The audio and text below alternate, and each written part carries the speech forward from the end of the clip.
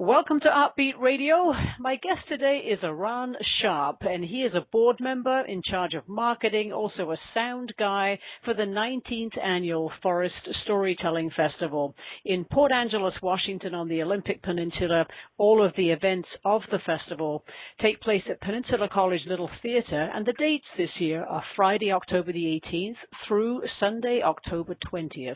Erran, first of all, thank you for joining me. Thanks for having me, Karen. And, before we sort of really get going on talking about this year's festival, which looks like a great lineup, by the way, let's talk about storytelling in general. And I think people often have a sort of preconceived notion that storytelling is something for kids, but give us your perspective. Well, storytelling is great for kids, but this festival is for adults. We have 5 professional storytellers, and their stories are sophisticated. They're the kind of things that will make you laugh, move you, touch your heart, and they're really aimed at, young youth, teenagers would enjoy them, but typically our audience is mostly adults. So, but we also should point out, though, that you do have one special event during the weekend that actually is kind of bring the little kids along to. Tell us about that. It is. Saturday afternoon, we're having storytelling that's aimed for 4-year-olds to 10-year-olds or so. It's going to be stories that they can actually participate in, that will engage young kids' energy.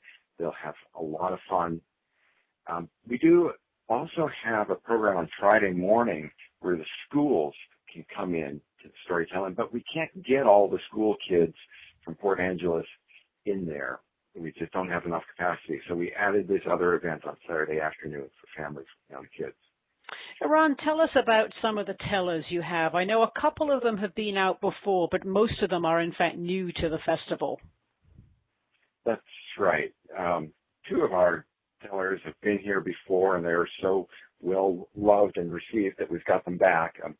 One is Andy Erran from Georgia, and another is Mary Hamilton from Kentucky. And they both come from the southeast, the Appalachian Mountain region that has a very lively, ongoing storytelling history where people grow up telling and hearing these kind of stories all the time. Andy actually started as a stand-up comedian, and he's hilariously funny, but he switched to storytelling because he had more to say. He didn't want to just tell jokes. He wanted to really engage people with material. Yeah, there's an interesting line here that says, Andy is equal parts mischievous schoolboy and Marx Brothers, peppered with a touch of the Southern balladeer. So Andy Erran is obviously one to be looking out for. And I guess we should also mention that you can catch these tellers at several occasions during the festival weekend. That's right. On Friday evening, Saturday evening, Sunday morning, we have storytelling concerts where all of the different tellers get up, and you get a little sample of a variety of different tellers, their stories and their styles. And then Saturday afternoon and Sunday afternoon, each one gets to take the stage for a whole hour and just weave their magic. And tell us about really Mary Hamilton. She, as I mentioned, is from Kentucky, and she tells both stories from her own life growing up and stories that are traditional, that have been handed down through generations.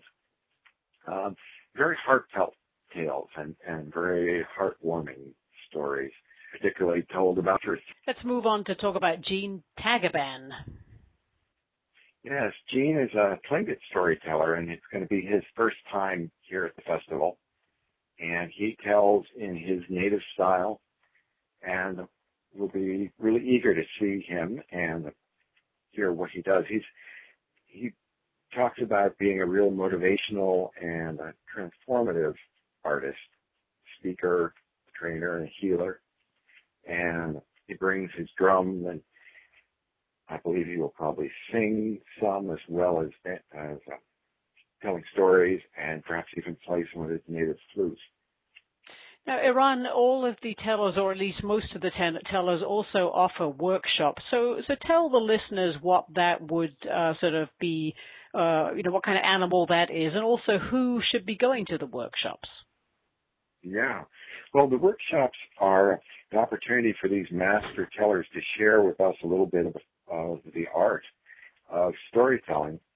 And several of the workshops are really aimed at people who are stage storytellers, but some of them also are for any of us, because everyone is a storyteller. To be human is to be a storyteller, whether we're telling our family about our day when we get home, or if we're telling our friends about our vacation this past summer, or if we're teaching people something at work, how we did it, how we learned.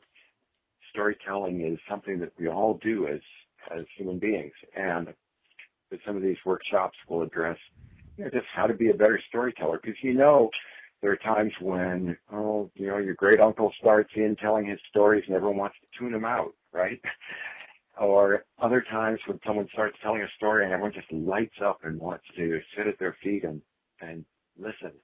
And we all tell stories in our families and our lives, and we can all learn how to do it in a way that really engages people. For more information about the Forest Storytelling Festival in Port Angeles, you can go to their website at clallamstorypeople.org. That's CLALLAM storypeople.org. Okay, so Erran, let's talk now about Meg Philp. Meg is coming to us from Australia. I think one of the farthest reaching traveling storytellers we've had. And she's going to be doing our children's program on Saturday afternoon. And she comes from a Scottish background and will be telling some Celtic tales. And again, she's a new one for us, and we're always eager to hear new tellers. So we'll see what she's got. I'm guessing then that Anne Rutherford is also new to the Forest Storytelling Festival. Semi-new. Anne lives in Portland, and she has attended the Forest Storytelling Festival many times as just a listener. But one of the things that we have at the festival is a story swap, an open mic, when any of the participants, any of the listeners who want, can stand up and tell a story. And so she has stood up and told stories at the open mic before, and she has a wonderfully mischievous and theatrical style of telling stories. Just a very impish, delightful storyteller. And then last but not least, of course, you have your MC, Pat Peterson, who is a local teller, but she brings years of experience to the stage as the MC and is definitely sort of an MC times 10.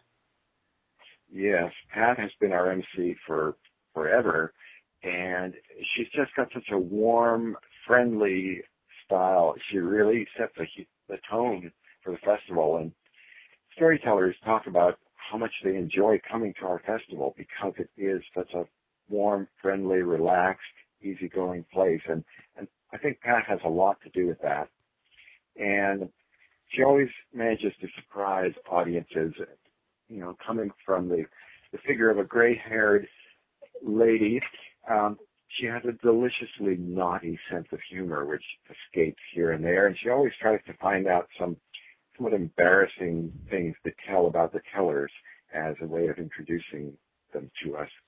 So keeps the tellers on their toes. Now, for those who haven't ever been and they're not sure about going, probably best thing to do would be to turn up on the Friday night and perhaps enjoy all of the tellers and, get a feel for who you might like to track through the weekend.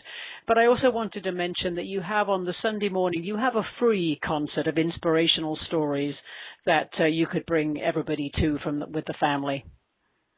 Absolutely. The Sunday morning program is free. It's inspirational tales. And it's whatever moves the individual tellers. All of them will get up and have some time to tell. I kind of see it as our storytelling church Sunday morning. It's not religious, but it's uplifting, heart-filling, and a wonderful part of the festival. Erran, talk about tickets a little bit. I know you can, of course, buy a ticket that covers the whole weekend, and you can do this through the ClallamStoryPeople.org website. But should people be buying in advance, or could they also hope to turn up and pick up a ticket at the door? You can get tickets at the door, or you can get tickets down at Odyssey Bookshop. The only events that get very, very full, the Saturday evening concert is usually pretty full, so you would want to get a ticket in advance there. Friday evening can also get a bit on the full side. But yes, if you get early to the door or down to Odyssey Books, you can pick up tickets for individual events, or as you said, we can register you for a full weekend pass. Before we let you go, any sort of final thoughts as to why somebody might want to travel the distance, or, locally just head over to the Peninsula College campus? But why would somebody want to come to this 19th Annual Forest Storytelling Festival? Well, I'll tell you, a lot of people do travel. 75% of the audience here is from out of town. We have a very special thing going for us.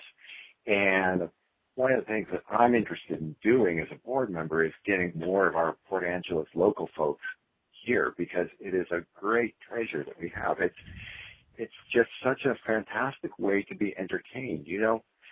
We love stories, and the stories that we hear mostly now are movies. We go to the movie and it's all about people and what's going on. Now, in oral live storytelling, the movie happens inside your own head. So you're the director, you're the cameraman, you're the casting person, and you can make it exactly the way it works for you.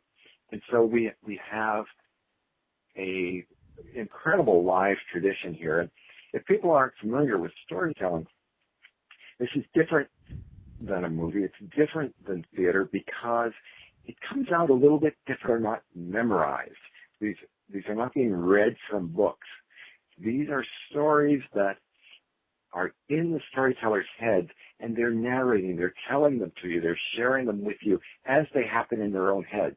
And they respond to the audience. And so it's an entirely dynamic event in a way that our mass-produced entertainment is not. And there's something about human nature that really resonates with that. And it's palpable. You can feel that it's alive in the moment, and that you as a listener are a participant in helping create it. There's just nothing like it. The 19th Annual Forest Storytelling Festival is Friday, October the 18th through Sunday, October the 20th in Port Angeles on the campus of Peninsula College.